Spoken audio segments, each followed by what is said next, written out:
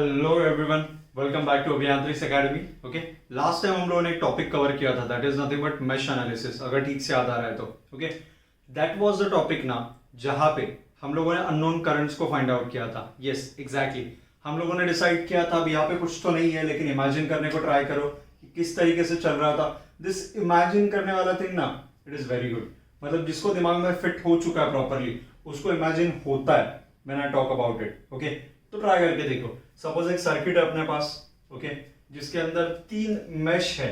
अभी mash and loop के बीच का डिफरेंस याद आना चाहिए। लूप मतलब जो अपने अंदर 2 अलग अलग मैशेस को अकोमोडेट कर सकता है, यानी कि लूप एक ऐसी चीज है जो फर्दर डिवाइड हो सकती है डिफरेंट डिफरेंट मैश के अंदर। Okay, but mesh is non dividable, उसके आगे वो डिवाइड नहीं होगी डिफरेंट डिफरेंट छोटे छोटे मैश के अंदर। ओके, सो उसके अंदर हम लोग करंट्स को अज्यूम करते थे क्लॉकवाइज या फिर एंटी क्लॉकवाइज सेंस में। हम लोगों ने हमेशा क्लॉकवाइज सेंस में लिया है। ओके, और उसके बाद हम लोग उसके इक्वेशंस फॉर्म करते थे एंड सॉल्विंग करते थे।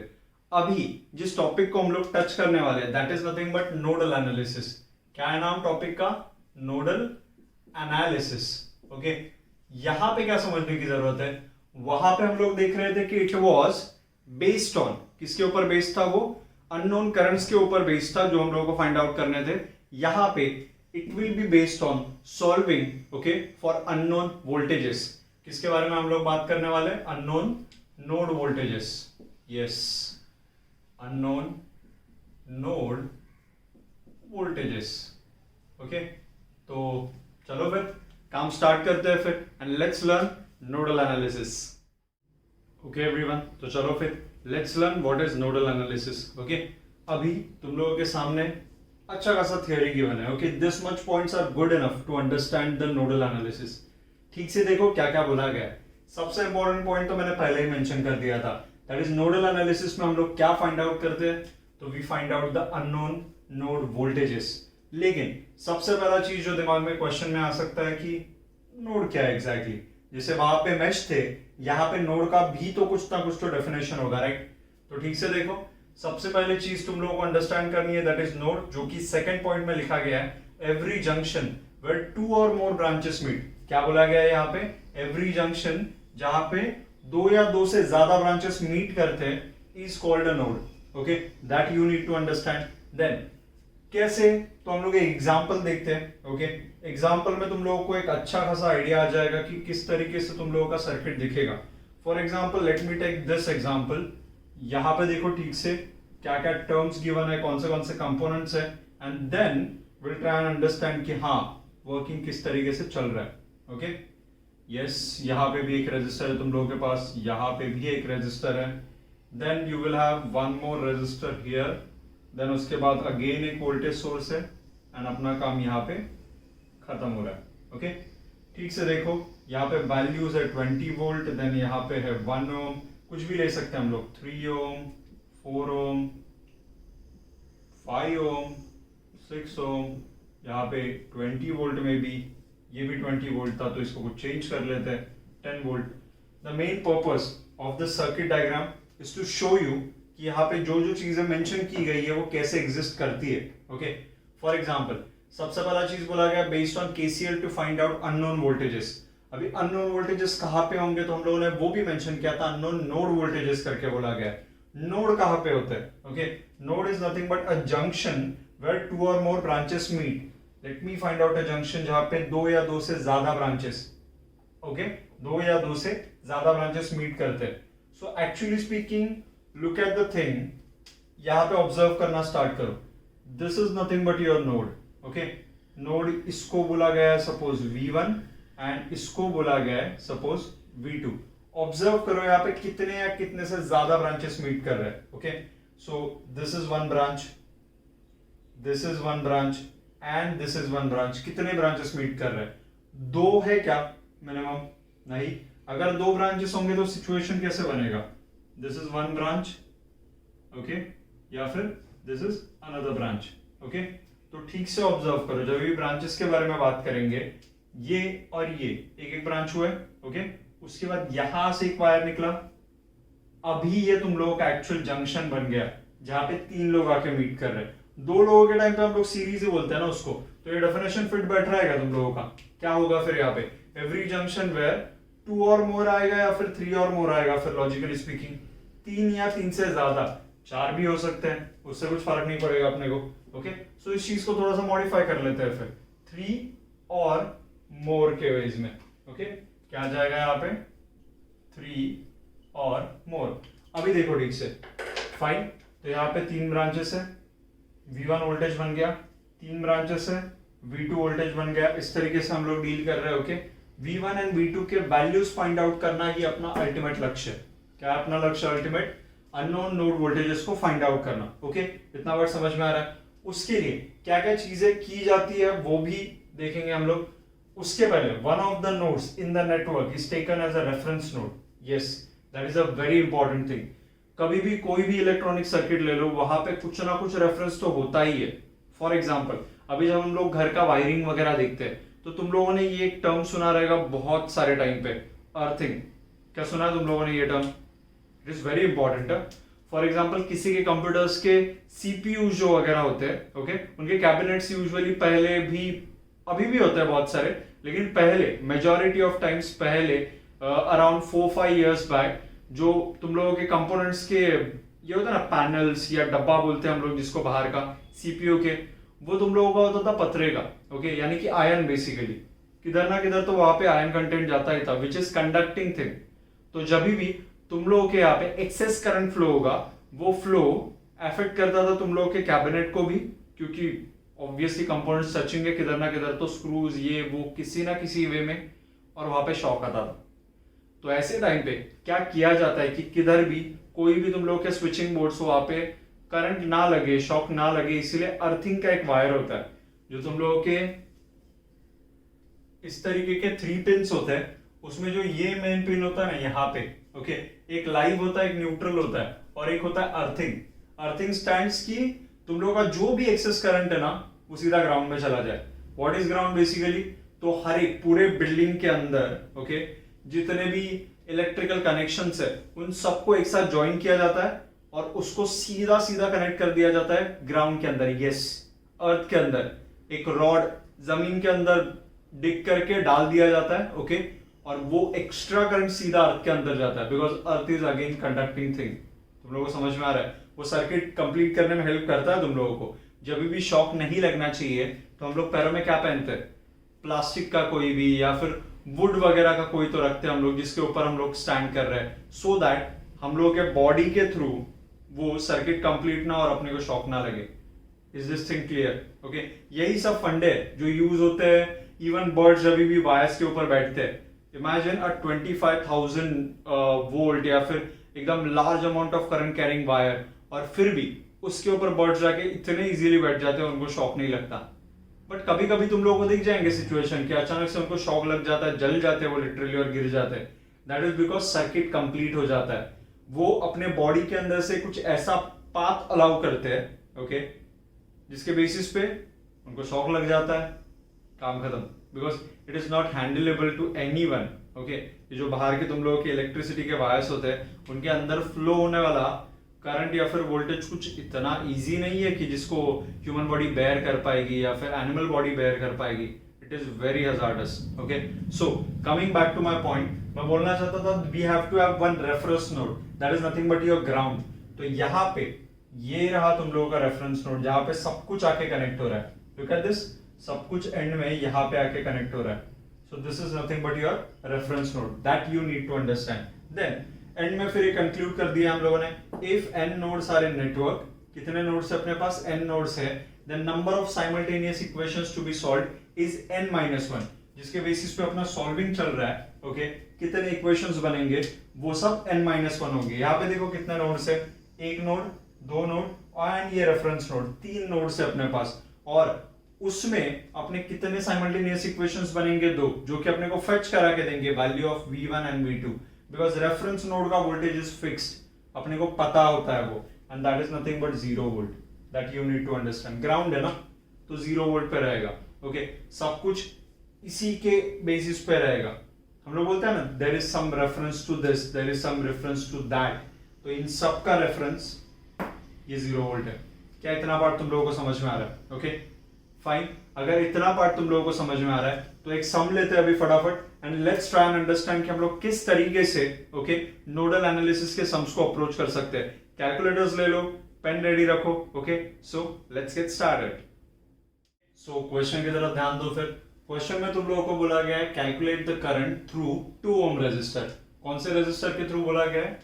2 ओम रेजिस्टर के थ्रू कितना करंट फ्लो हो रहा है। ओके, क्वेश्चन में वो सब चीजें जो थोड़ी देर पहले थियोरेटिकली देखी थी वो सब सेंस बनेंगी अभी। ठीक से देखो, सबसे पहले यहाँ पे आ जाएगा एक reference node which is of 0 volt ground. Okay, then और कितने नोड्स है वो तुम लोगों को चेक करना है। अभी ये वायर ऐसे करके प्लेस किया है, लेकिन इसी वायर को उठा के मैंने सिर्फ वर्टिकल कर दिया तो भी कुछ सिचुएशन चेंज होंगे क्या? नहीं होंगे। ये एग्जैक्टली सिमिलर तरीके से दिखेगा जैसे हम लोग के प्रीवियस सर्किट्स दिखते थे यूजुअली। तो ये वायर को सीधा पिक करके मैं ऐसे भी वर्टिकली भी ड्रॉ कर सकता हूं, उससे कोई फर्क नहीं पड़ेगा। Let me just show you bye drawing it. 1 ohm and 2 ओम दो थे रेजिस्टर्स, तो मैंने इनको यहां से ऐसे निकाला। ओके, तुम लोगों को यही समझने की जरूरत है। बहुत सारे लोग ये मिसअंडरस्टैंड कर लेते हैं कि ये सर्किट है ना, इसको मूव नहीं कर सकते, लेकिन this is a planar circuit. Planar circuit का मीनिंग क्या होता है कि कहीं पे भी ओवरलैपिंग नहीं है। तो ऐसे ओवरलैप्ड नॉन ओवरलैप्ड सर्किट में तुम लोग आराम से चीजों को उठा के जस्ट साइड में करके भी ड्रॉ कर सकते हो। फॉर एग्जाम्पल ये जो ऐसे कनेक्टेड है, ऐसे नहीं है कि यहाँ पे this is the whole ground. समझ में आ रहा है क्या? तो मैं यहाँ पे भी कनेक्ट कर सकता हूं कुछ ऐसे। This is your 1 ohm and again this is your 2 ओम।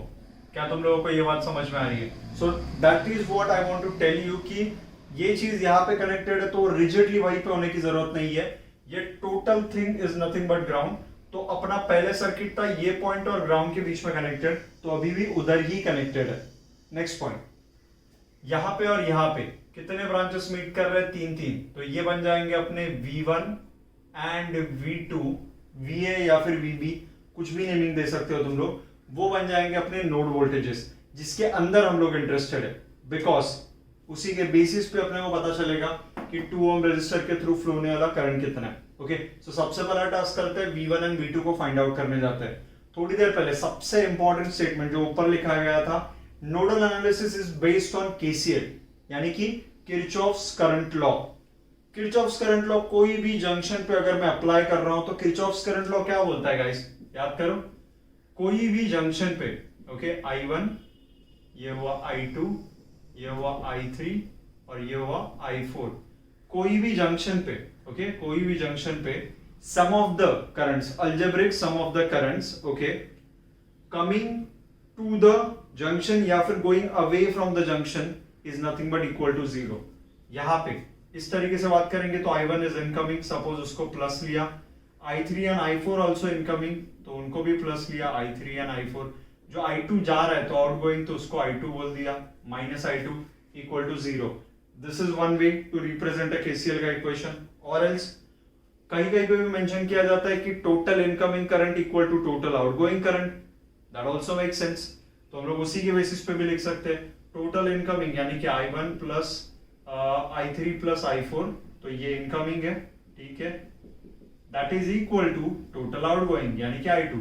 वही तो सेम इक्वेशन है। देखो बस माइनस I2 था, उसको राइट में शिफ्ट कर दिया और उसको डिफरेंट तरीके से फ्रेज कर दिया। कुछ मीनिंग चेंज हुआ? बिल्कुल भी नहीं। तो ये चीजें तुम लोगों को समझने की जरूरत है कि किस तरीके से हम लोग डील कर रहे हैं। ओके, आगे बढ़ते हैं फिर, let's go.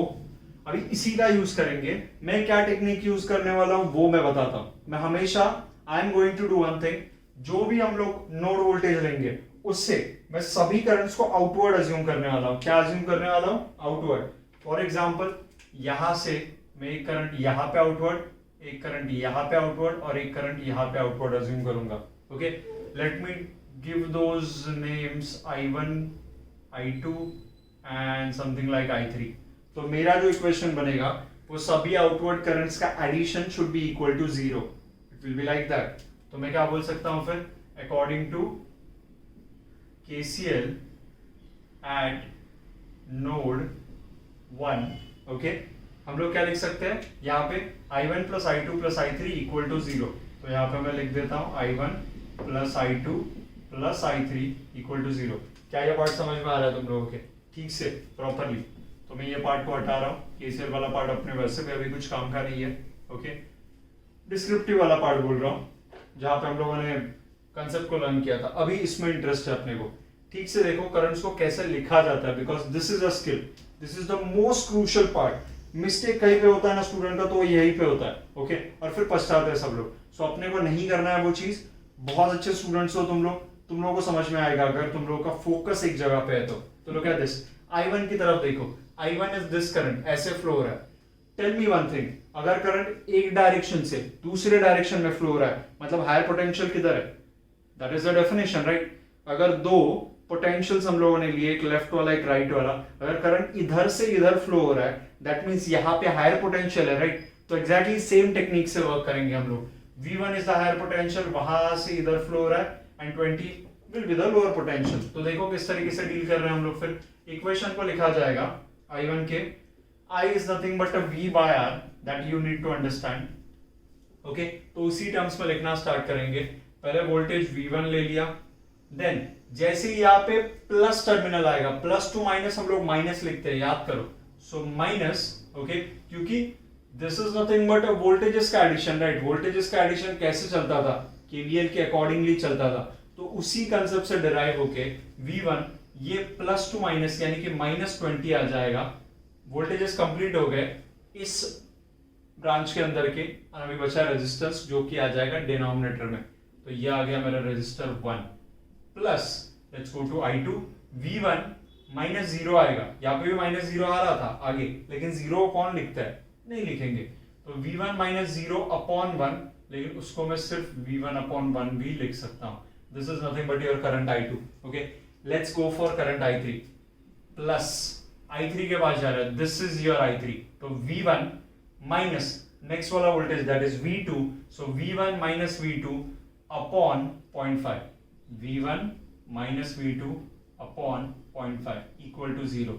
This is nothing but guys, this is nothing but your equation, जो कि I1 plus I2 plus I3 equal to 0 को रिप्रेजेंट कर रहा है। अभी अपना टास्क क्या है? अपने को V1 V2 दिख रहा है इस इक्वेशन के अंदर। याद करो एक चीज हम लोगों ने पहले बोला था स्टार्टिंग में, अपने को कितने अननोन के टर्म्स में इक्वेशन मिलेंगे? अगर 3 नोड्स है, ओके तो अपने को 2 के टर्म्स में मिलेंगे। तो वही हो रहा है, रेफरेंस नोड का किधर नामो निशान नहीं है, because it's value is already pre defined, it is 0। So V1 और V2 दोनों अननोन्स बनेंगे, जिसके वैल्यूज के लिए अपने को 2 इक्वेशंस की जरूरत है। एक तुम लोगों के सामने, एक और बनाएंगे, ओके इसको सॉल्व करने के लिए कैसे प्रिपेयर करना है, कैसे जमा करना है वैल्यूज को, वो समझना भी मोस्ट इंपॉर्टेंट है, बिकॉज कैलकुलेशन में वो मैटर करता है। कैलसी में ये इक्वेशन एग्जैक्टली ऐसे के ऐसे नहीं जाने वाला है, ओके तो ठीक से देखो, यहाँ पे मैं V1 वाले टर्म्स को जमा करना स्टार्ट कर दूंगा। ये टर्म्स बेसिकली स्प्लिट होंगे, ये होगा V1 upon 1 minus 20 upon 1 that is 20, तो V1 माइनस 20 आ जाएगा ये टर्म बेसिकली, प्लस ये V1 आ गया, प्लस ये V1 upon 0.5 minus V2 upon 0.5 that is equal to 0। हर एक बार हर एक सम में इतना डिस्क्रिप्टिव नहीं लिखने वाले, हर एक के साथ स्प्लिट करके will imagine in our mind and उसके बेसिस पे हम लोग लिखेंगे। अभी V1 को जमा करो, कितने हो गए? ये एक V1, ये एक V1 और ये एक V1, यानी कि ब्रैकेट के अंदर 1 प्लस 1 और ये 1 upon 0.5 times V1 plus V2 के पास भी जा सकते हैं वैसे ही, and that is equal to something value रहेगा। V2 के पास जाओ, एक ही टर्म है वहां पे, माइनस 1 अपॉन 0.5 विद साइन उठाओ गया, विद साइन माइनस 1 अपॉन 0.5, तो ये आ गया माइनस 1 अपॉन 0.5, ओके कोई कांस्टेंट दिख रहा है तुम लोगों को? Yes we can see one constant -20, वो चला जाएगा राइट हैंड साइड में, बन जाएगा 20, okay let's finalize this term without calcy if possible. यहाँ पे हो सकता है 1 अपॉन 0.5 मतलब हाफ होता है, हाफ डिनोमिनेटर मतलब ऊपर चला जाएगा, 2 बनेगा, 2 प्लस 1 यानी कि ये बन रहा है 4V1 प्लस नहीं एक्चुअली माइनस आ गया बिकॉज ऑफ दिस साइन, तो माइनस ये बनेगा 2V2 and that is equal to 20। अभी इसको सिंप्लीफाई करते मत बैठो, बिकॉज वो काम कैलसी करने ही वाला है तुम लोगों का। सो this is nothing but your equation number 1। Let's go for equation number 2, जो कि इस नोड पे अप्लाई होगा, यानी कि V2 पे, ओके सो V2 पे अप्लाई करना स्टार्ट करते हैं। V2 के बारे में बात करेंगे तो हम लोग फिर से वही स्टेटमेंट लेके आएंगे, according to KCL at node 2। So according to KCL at node 2, इसके बारे में बात करना स्टार्ट कर देंगे हम लोग, ओके नोड 2 के पास गए हम लोग, तो फिर से मैं करंट्स को उसी तरीके से अज्यूम करूंगा outwards. So look at my currents, they are going outwards. Suppose इसको I3 पे एंड किया था, तो ये मेरा I4 है, ये मेरा I5 है, ये मेरा I6 है. ओके, अगेन मैं इक्वेशन लिखूंगा. क्या लिखूंगा मैं? I4 plus I5 plus I6 equal to 0. Okay, अभी ये चीज भी हमेशा मेंशन करने की जरूरत नहीं है, इतना कुछ हार्ड एंड स्ट्रिक्ट फॉलो नहीं किया जाता, लेकिन स्टार्टिंग में यू नीड टू अंडरस्टैंड कि आते कहां से. अगर मैंने ये इक्वेशन को स्किप करके सीधा ये लिख दिया होता तो आधे लोग सदमे में चले जाते कि एग्जैक्टली सर चल क्या रहा है, मतलब कहां से आया है इक्वेशन. तो वो चीज को अपने को समझना बहुत ज्यादा जरूरी है. Okay, so I4 plus I5 plus I6 equal to 0. Put करना वैल्यू स्टार्ट कर देते हैं. I4 ये रहा इस डायरेक्शन में. अभी यहाँ पे फिर से थोड़ा सा दिमाग में कंफ्यूजन क्रिएट होता है बच्चों की कि सर ये I4 है, ये I3 है, तो दोनों में कुछ फर्क है क्या? कोई फर्क नहीं है, एक्सेप्ट द डायरेक्शन. अगर करंट सेम ब्रांच में से फ्लो हो रहा है तो ऑब्वियसली उनका मैग्नीट्यूड सेम ही होने वाला है. बट जस्ट बिकॉज कि एक इधर से इधर और दूसरा इधर से इधर फ्लो हो रहा है, that's why there will be a sign difference. Okay, एक अगर इधर से इधर 5 एम्पियर फ्लो हो रहा है तो इधर से इधर ऑब्वियसली कितना होगा? -5 एम्पियर फ्लो होगा. तो let's go straight and simple. Current यहां से यहां पे जा रहा है, मतलब V2 माइनस V1 होगा. V2 will be the higher potential now. V2 minus V1 upon 0.5. तो लिखा जाता है उसको V2 minus V1 upon 0.5. Let's go for I5. I5 के पास जाएंगे तो V2 अपॉन 2 आ जाएगा. तो ये आ गया V2 अपॉन 2. समझ रहे हैं ना तुम लोगों को? ये V by R कर रहा हूं, currents V by R according to your Ohm's law. Then यहाँ पे गए V2 माइनस 20. यहाँ पे देखो V2 माइनस 20 डिवाइड बाय तुम लोगों का 1 आ जाएगा, that is equal to 0. Okay, अभी फिर से ये वाले इक्वेशन को भी सॉल्व करना है तुम लोगों को. ऑब्जर्व करो ठीक से इक्वेशन को किस तरीके से सॉल्व करोगे तुम लोग. फिर से वही splitting, V2 upon 0.5 minus V1 upon 0.5 plus V2 upon 2 plus V2 minus 20 that is equal to 0. Okay, terms को गैदर करना स्टार्ट करो. V1 वाले कौन से टर्म्स है उनको एक ब्रैकेट के अंदर पुट करो. V1 वाला एक ही टर्म दिख रहा है मुझे, -1 अपॉन 0.5. क्या दिख रहा है? -1 अपॉन 0.5. उस तरीके से देन उसके आगे बढ़ो, प्लस V2 के पास जाओगे तो V2 के अंदर क्या क्या तुम लोगों के पास? 1 upon 0.5 that is one thing, 1 upon 0.5. Then 1 upon 2 आ रहा है, फाइन. एक 1 अपॉन 2 भी आ रहा है और एक +1 भी आ रहा है और एक +1 भी आ रहा है. तो ये रहा V2 and that is equal to, constant कौन है? 20 अगेन. तो दैट इज इक्वल टू तुम लोगों का आ जाएगा 20. क्या ये पार्ट समझ में आ रहा है तुम लोगों के? That is equal to 20. Okay, equation को सिंप्लीफाई करना स्टार्ट करते हैं. ठीक से ऑब्जर्व करो, ये बनेगा -2V1. यहाँ पे जाओगे, दिस इज 2. ओके, 2 + 1 3, 3 + 1/2 कर रहे हैं. एक्चुअली कैलसी सब कुछ कर देगा, वो भी दिखा सकता हूं मैं, लेकिन अभी पॉसिबल है तो मैं कर रहा हूँ. 3 × 6, 6 + 1 7, 7/2 जा रहा है. 7/2 मतलब तुम लोगों का आ जाएगा 3.5. तो ये आ गया 3.5 V2 equal to 20. Okay, honestly speaking you don't have to do anything. ये जो सिंप्लीफिकेशंस किया ना, उनकी कुछ भी जरूरत नहीं है, सब काम तुम लोगों का कैलसी कर सकता है. ओके, सो अभी एक काम करते हैं, कैलसी के अंदर ये सब वैल्यूज को सब्स्टिट्यूट करते हैं एंड लेट्स फाइंड आउट कि तुम लोगों का आंसर क्या जा रहा है for V1 and V2. Okay, let's go to calcy. Okay guys, so as you can see equations तुम लोगों के सामने है बोर्ड के ऊपर. ओके, हम लोगों को first equation and second equation which is for 2 unknowns V1 and V2, इसको कैलसी के अंदर पुट करना है and will have to find out the answer. So let's go. जाते हैं कैलकुलेटर के पास. क्या सब लोग देख सकते हैं कैलकुलेटर को? ओके, मोड के अंदर जा रहा हूँ. देन हम लोग क्या सिलेक्ट करेंगे यहाँ पे? Okay, wait a second. Mode के अंदर जाके प्रेस करते रहो जब तक कि इक्वेशन वाला ऑप्शन नहीं आता. फिर इक्वेशन को सिलेक्ट करने के लिए 1, नंबर ऑफ अननोन्स कितने हैं? 2, तो उनको भी सिलेक्ट कर लिया. अभी अपने को ये कोएफिशिएंट्स को पुट करना है. 4 - 2 20. क्या पुट करेंगे? 4 okay equal to then -2 equal to and 20 equal to. First equation done. अभी वो सेकंड के कोएफिशिएंट पूछ रहा है E2. तो लुक एट दिस, -2 3.5 एंड 20. तो वो भी एंटर करते हैं. -2 ओके 3.5 ओके एंड 20. तो ये हो गया 20. वैल्यूज़ आ गए. x1 यानी कि तुम लोगों का बनता है V1. ओके, V1 का वैल्यू आ चुका है 11 एंड V2 का वैल्यू आ चुका है 12. अभी एक पॉइंट जो मैं तुम लोगों को बताना चाह रहा था तभी भी, कि किस तरीके से तुम लोग वो जो वैल्यूज़ पुट करते हो ना यहाँ पे, ये जो इतना सिंपल था इसीलिए मैंने 4 वो कैलकुलेट किया, बट इफ़ इन केस वो वैल्यूज़ कॉम्प्लिकेटेड है और तुम लोग उनको सॉल्व भी नहीं करना है एंड तुम लोग को डायरेक्टली कैल्शियम एंटर करना है, तो तुम लोग किस तरीके से करोगे? Okay, look at this. हर एक के कैल्सी अलग अलग हो सकते हैं। This is MS, okay. ES is much better calculator, तो ES के अंदर जाओगे तभी वो काम और ईजी हो जाएगा। अभी के लिए ऑब्जर्व करो, मुझे V1 का कोएफिशिएंट जो चाहिए वो है 1 + 1 यानी कि 2 + 1/0.5। तो मैं उसको कैसे लिखूंगा यहाँ पे? 2 + 1/0.5 यानी कि 0.5 का इनवर्स इक्वल टू वो पूरा का पूरा वैल्यू जाके स्टोर्ड हो चुका है V1 के अंदर।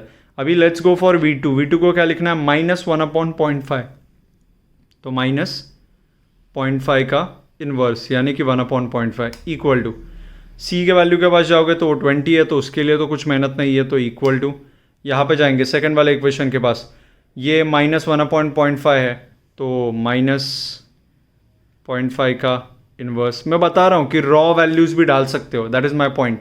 देन 3.5 V2 के ऊपर वाला वैल्यू देखो, हम लोगों को कैलकुलेशन नहीं करने अगर ओरली, यहाँ पे देखो 1/0.5 1/2 + 1, तो ठीक से देखो 1/0.5 ओके यानी कि 0.5 का इनवर्स प्लस 1 प्लस 1/2 था यानी कि 0.5, तो ये आ गया equal to. Then go for C2 यानी कि 20, सीधा सीधा तो 20 एंड इट्स डन। देखो there is no answer change, values exactly same मिल रहे हैं तुम लोगों को, that you need to understand. Okay, so अपने आंसर्स आ चुके हैं। फिर V1 इक्वल टू क्या मिला अपने को? V1 इक्वल टू मिला था 11 volt and V2 equal to मिला था अपने को 12 वोल्ट।